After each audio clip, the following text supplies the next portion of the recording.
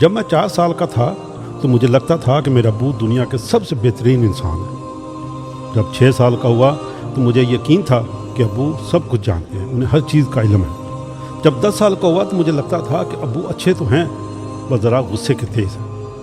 جب 12 سال کا ہوا تو سوچا شاید اب ابو پہلے جیسے نہیں رہے۔ جب 14 سال کا ہوا تو ابو مجھے اب بہت پرانے خیالات کے لگنے لگے۔ جب 16 سال کا ہوا تو سوچا ابو کو آج کے دور کا کیا پتہ، انہیں کچھ بھی علم نہیں ہے۔ جب 18 سال کا ہوا تو دل میں خیال آیا ابو میں اب برداشت بالکل بھی نہیں رہی۔ اور جب 20 سال کا ہوا تو مجھے یہ لگا کہ ابو کے ساتھ رہنا مشکل ترین کام ہے، اور حیرت ہوتی تھی مجھے امی پہ کہ امی بیچاری کیسے نبھاتی رہی۔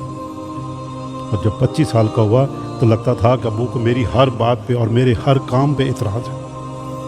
جب 30 سال کا ہوا تو سوچا ابو کے ساتھ اتفاق رائے ناممکن ہے، شاید دادا جان کو بھی ابو سے یہی شکایت رہی ہوگی۔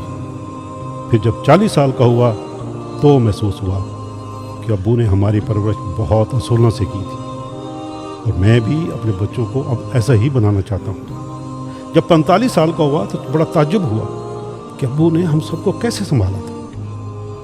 جب 50 سال کا ہوا تو سوچا بچوں کی تربیت کتنا مشکل کام ہے، پتہ نہیں ابو نے ہمیں بڑا کرتے ہوئے کتنی مشکلیں کی ہوں، گزرے ہوں گے، کتنی راتیں جاگ کر گزاری ہوں گی۔ اور جب 55 سال کا ہوا تو احساس ہوا ابو کتنے دانا ذہین اور کتنے سمجھدار انسان تھے۔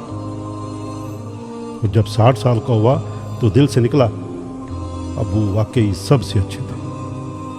دوستو 56 سال لگ گئے، لیکن زندگی نے گھما کے وہیں لا کھڑا کیا جہاں سے سفر شروع ہوا تھا، کہ میرے ابو سب سے بہترین ہیں۔